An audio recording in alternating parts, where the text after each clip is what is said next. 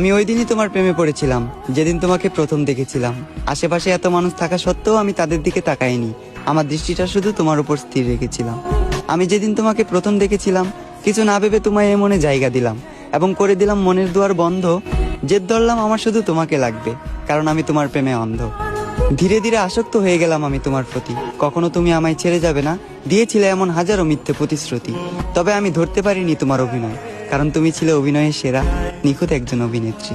আজ আমার এই দুঃখের দিন দেখতে হতো না, তুমি আমার সাথে থাকতে। যদি তোমার জন্য সুসংবাদ, আমি তোমাকে মন থেকে মাফ করে দিয়েছি। তবে তোমার জন্য দুঃখের সংবাদ এটাই, আমি আজও তোমাকে মনে করে কাঁদি। একদিন তোমাকেও যেতে হবে কবরে, দাঁড় করানো হবে হাসরে। একদিন তোমাকেও দিতে হবে হাজারো প্রশ্নের উত্তর পারি।